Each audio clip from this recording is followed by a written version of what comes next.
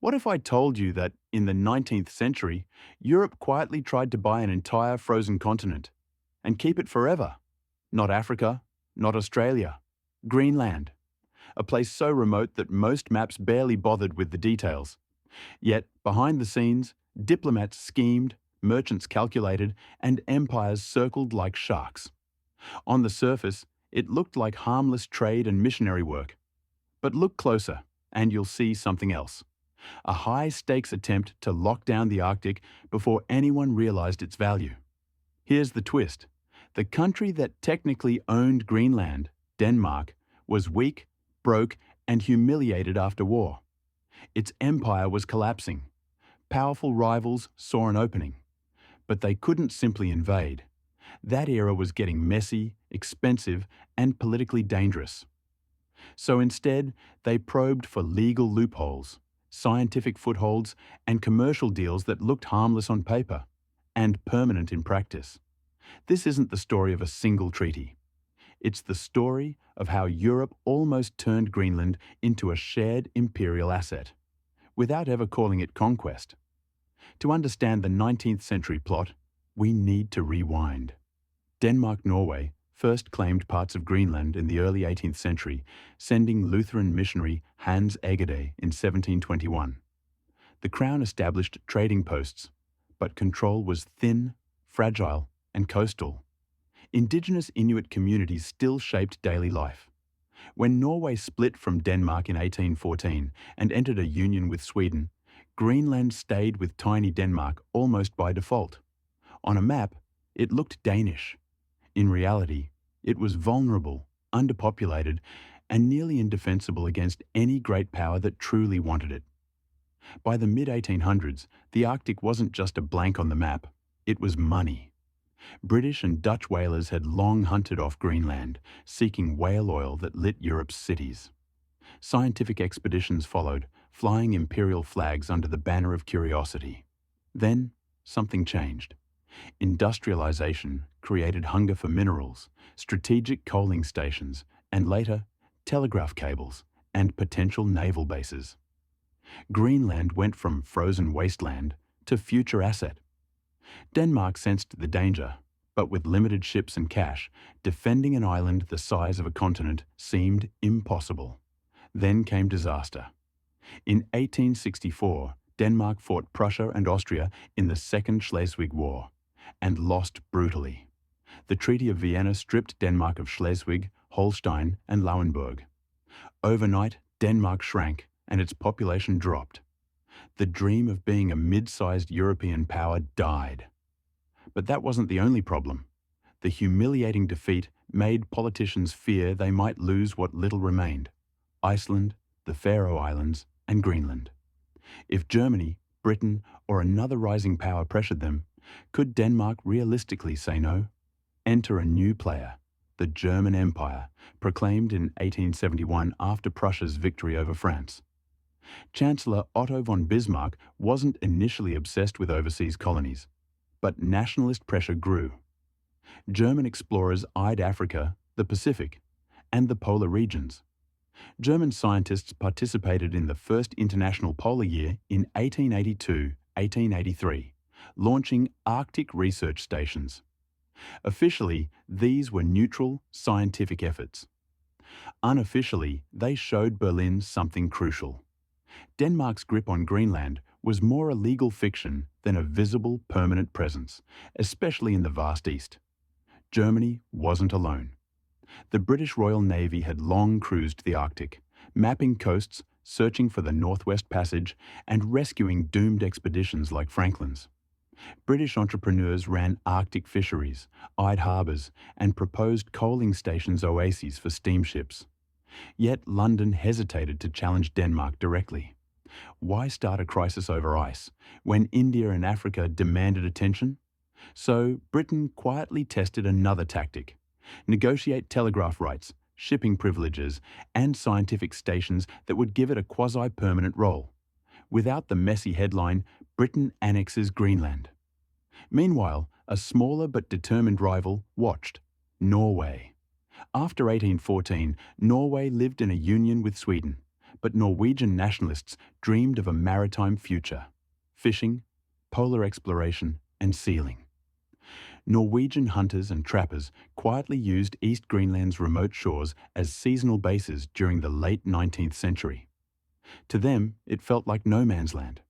Denmark rarely appeared. This set up a dangerous idea. If Danes barely visited half the island, did they really own it? The question wouldn't explode until the early 20th century. But its fuse was lit now. So how do you buy a continent without calling it a purchase?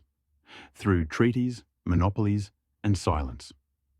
Denmark tried to secure international recognition of its claims, quietly using older documents and vague precedents.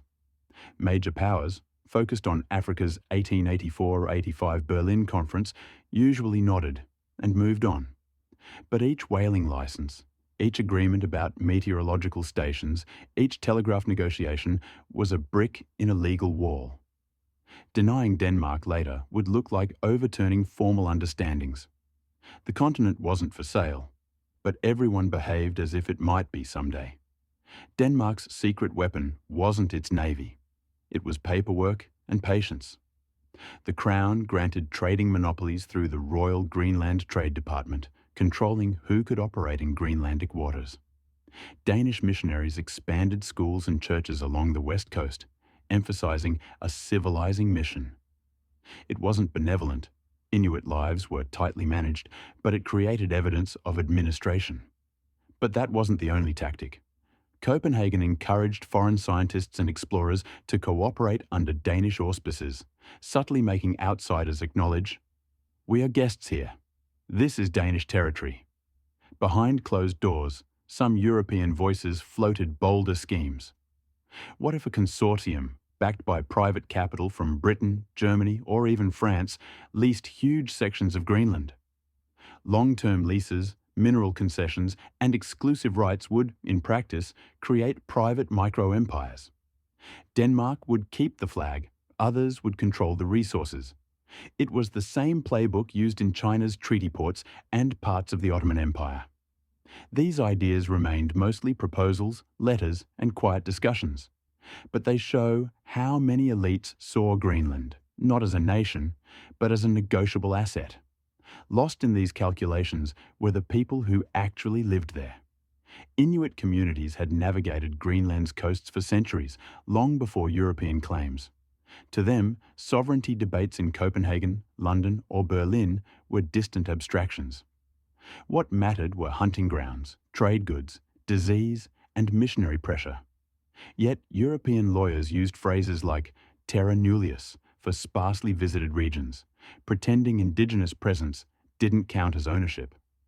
Greenland was being treated like a blank ledger page, ready for signatures, while its inhabitants had almost no seat at the table shaping their future. There was just one snag in the grand plans: certainty. In the 19th century, no one really knew how much Greenland was worth. Coal, iron, precious metals. Guesses outran evidence. Prospectors and scientists sent back conflicting reports. Meanwhile, the whaling industry slowly declined as petroleum emerged. The economic case for a full-scale takeover never quite solidified. So, instead of bold annexations, Europe opted for incremental control. Meteorological stations, rescue depots, hunting cabins, and survey missions, each one a possible stepping stone toward future, more decisive claims if value emerged.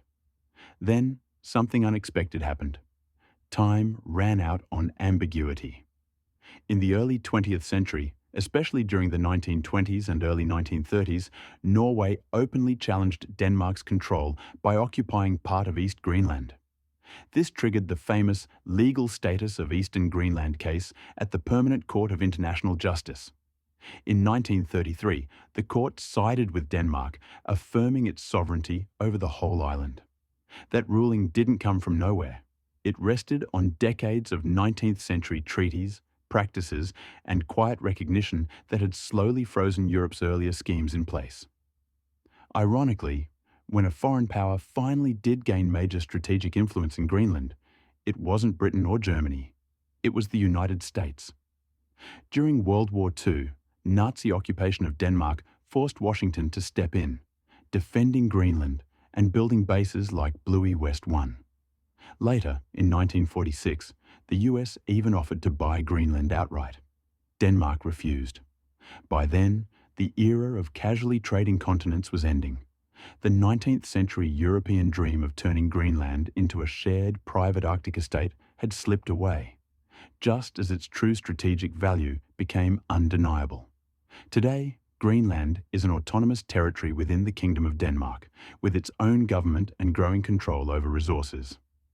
The 19th century plot to quietly buy, lease, or partition the island never fully materialized, but it shaped borders, legal rulings, and lives.